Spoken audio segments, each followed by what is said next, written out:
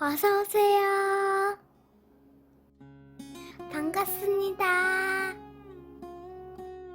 안녕하세요. 저는 40대 중반 유부남입니다. 몇 개월 전에 아내를 통해서 처제가 이혼할 것 같다는 이야기는 들었습니다. 동서와 잘 해결해 보려고 이야기를 나누는 것 같았지만 잘 안 되는 것 같았습니다. 제가 만나서 동서와 이야기를 해보는 것을 물었지만 아내는 제가 자세히 관여하는 것을 원치 않았습니다. 좋은 소식도 아니고 아내가 계속 한숨만 쉬고 있길래 왜 이혼을 하는 건지, 무슨 문제가 있는 건지, 도와줄 것은 없는지 등 묻고 싶은 것은 많았지만 묻지를 못했습니다. 하지만 느낌적으로 처제에게 이혼에 귀책 사유가 있는 것은 알 수 있었습니다.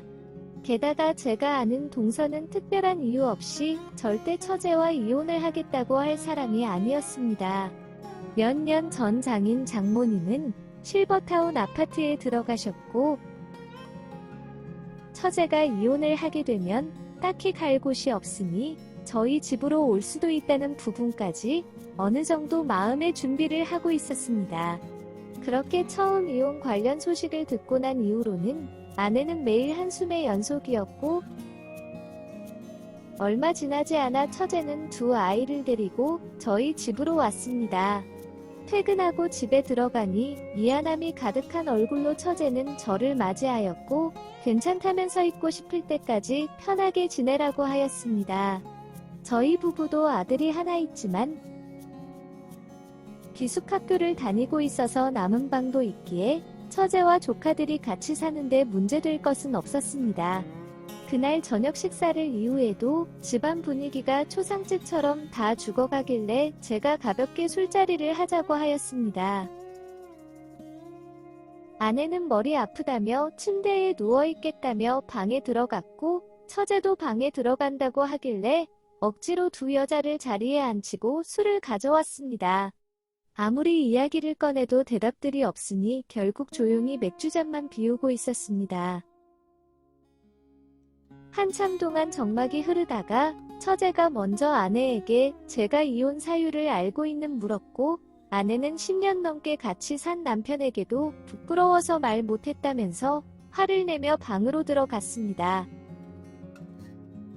제가 나중에 이야기하고 싶을 때 해도 괜찮다고 처제에게 말을 했지만 어차피 곧 알게 되실 거라면서 이혼 사유를 말해주었습니다. 동선의 가족들이 처제가 낳은 조카들이 둘 다 동서와 너무 안 닮아서 친자 검사를 해보라고 난리를 피웠고 동서가 친자 검사하는 것을 처제가 알게 되면 상처받을까봐 처제 모르게 친자 검사를 진행했는데 둘 다 동서의 친자식이 아닌 걸로 나왔고 심지어 두 조카의 생부도 다르게 나왔다고 하였습니다. 결과서 받아본 처제는 어떠한 변명도 하지 않은 채 결혼 중에 다른 남자와 관계를 맺은 사실을 인정했다고 하였습니다. 하지만 예측이 되는 생부도 없고 결혼 중에 동서 이외에 관계한 남자가 한 명이 아니었기에 정확하게 누구라고 단정 지을 순 없다고 하였습니다. 너무나 당당하게 말하는 처제의 모습에 살짝 당황하긴 했지만 이제는 더 이상 속일 수도 없는 부분이라서 애써 아무렇지도 않게 말한다고 생각했습니다. 하지만 이 뒷이야기부터 더 가관이었습니다. 제가 동서였다면 뒤도 안 돌아보고 이혼을 할 것 같은데 꽤 오랜 시간 동안 서로 이 문제를 잘 풀어보려고 노력을 했다는 것이었습니다. 동서가 다른 남자와 같이 처제와 관계를 가지기를 희망을 했고 오랜 시간 동안 졸라왔다고 하였습니다. 처제는 계속 거절을 하였지만 동서는 딱 한 번만 허락해달라며 포기하지 않았고 딱 한 번만 동서의 소원을 들어주려고 했답니다. 그러면서 각자 피임을 조심하기로 했지만 지방 펜션에서 벌어진 2박 3일 동안의 파티는 첫날에만 조심했고 다음 날부터 피임 없이 파티가 진행되고 그때 첫째 조카가 생겼다고 하였습니다. 동서의 부탁으로 이루어진 파티였고 그 파티 중에 생긴 조카이니 친자식이 아니어도 절대 문제 삼지 않겠다면서 친자식이라 생각하고 키우겠다고 약속을 했다고 하였습니다. 그래서 첫째 조카를 낳았다고 하였습니다. 그래서 첫째 조카의 동서 친자식이 아니라고 하는 것이었습니다. 그런데 문제는 둘째 조카입니다. 그렇게 예상치 못한 임신과 출산을 한 이후에도 동서는 그 파티를 또 하고 싶다며 조르기 시작했다고 합니다. 절대 안 된다던 처제의 말을 무시한 채 처제와 가는 여행에 다른 남자들을 밤에 숙소로 불렸고, 처제가 강하게 거부 의사를 밝히고 거절하기에는 이미 만취한 후이어서 별다른 저지도 못한 채 그 파티가 다시 벌어진 것이었습니다. 너무 많이 취해서 몇 명의 남자들이 왔다 갔는지도 모르겠다고 하였습니다. 다음날 너무 화가 나서 처제가 경찰에 신고하고 싶었지만 그때 당시에 2살 된 아이를 생각하니 할 수가 없었다고 하였습니다. 그러면서 산부인과로 바로 가서 사후 피임약을 처방받아 먹었어야 했는데 요번에 절대 임신이 되지 않는 사람들이었다며 걱정하지 말라는 동서의 말을 믿고 사후 피임약을 먹지 않았다고 하였습니다. 그런데 또 임신을 한 것이었습니다. 너무나 찝찝하긴 했지만 정관 수술을 한 남자들만 불렸다는 동서의 말을 믿었기에 요번에는 당연히 동서의 아이라고 확신했다고 하였습니다.